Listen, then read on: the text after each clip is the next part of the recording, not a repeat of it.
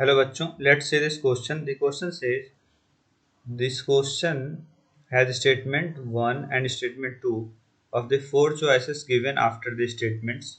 Choose the one that best describes the two statement. तो इस question में दो स्टेटमेंट दिए गए हैं और उसके बेसिस पे चार चॉइसेस दिए गए हैं। तो हमें उन चार चॉइसेस में चूज करना है कि कौन सा सही है इन दोनों स्टेटमेंट के लिए। ओके, तो स्टेटमेंट 1 जो है हमारा वो बोल रहा है कि एक A metallic surface is irradiated by a monochromatic light of frequency V greater than V naught, जहाँ की V naught is the threshold frequency.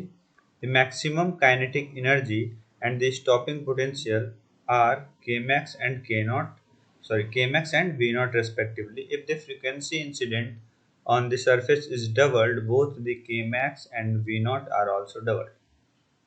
तो इस क्वेश्चन में बोला गया है कि एक मेटेलिक सरफेस है जिसको कि रेडिएट किया गया है मोनोक्रोमेटिक लाइट से, जिसका कि फ्रीक्वेंसी वी है और वो जो वी है फ्रीक्वेंसी वो ग्रेटर देन है थ्रेशोल्ड फ्रीक्वेंसी।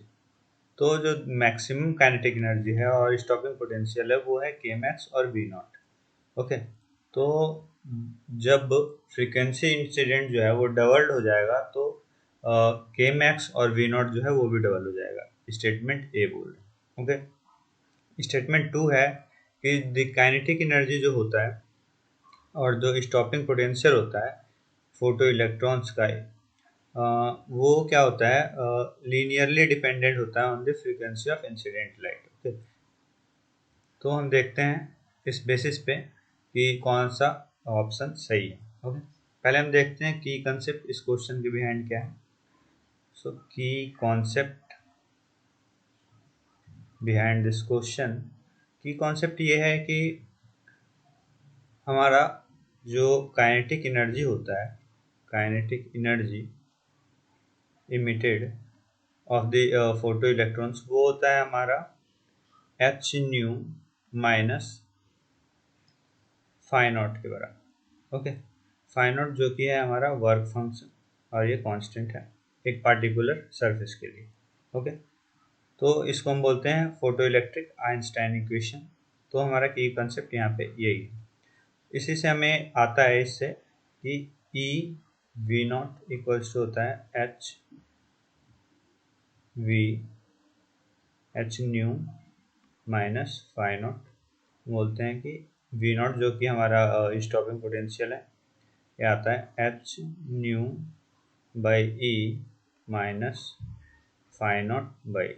ओके, तो हमारा जो मेन की कॉन्सेप्ट है वो है ये इक्वेशन और ये इक्वेशन। हम देखते हैं इसके सॉल्यूशन पार्ट को। ओके, तो इस इक्वेशन 1 के बेसिस पे on the basis of equation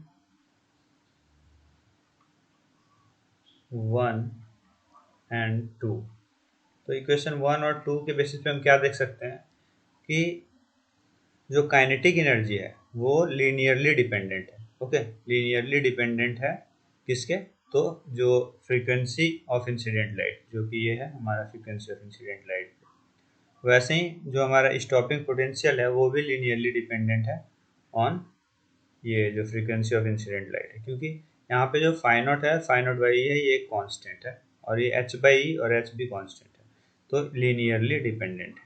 ना कि यहाँ पे एक मेन पॉइंट है कि ये लीनियरली डिपेंडेंट है, डायरेक्टली प्रोपोर्शनल नहीं है। ओके, तो इसीलिए हम बोल सकते हैं on the basis of equation 1 and 2 क्या है कि स्टेटमेंट 2 जो है वो करेक्ट है।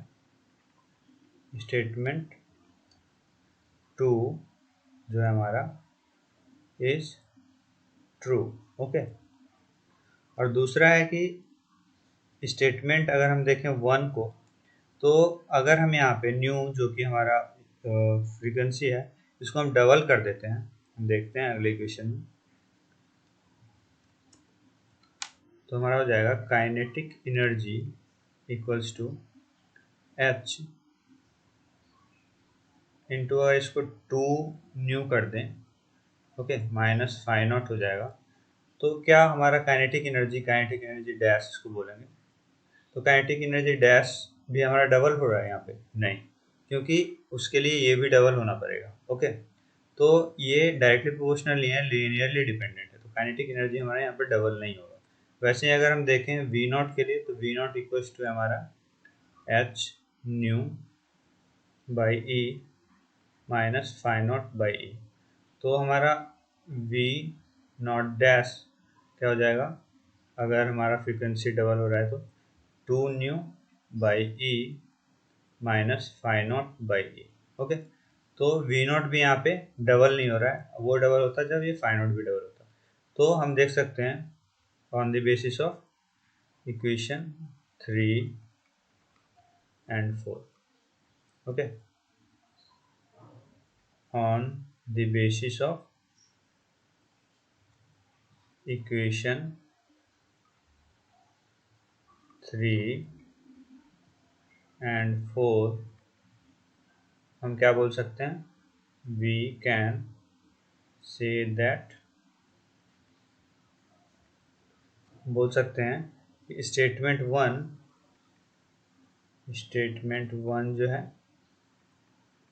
वो फॉल्स है, इज फॉल्स। ओके, तो हमने देख लिया कि यहाँ पे स्टेटमेंट वन जो है वो फॉल्स है, स्टेटमेंट टू जो है ट्रू है।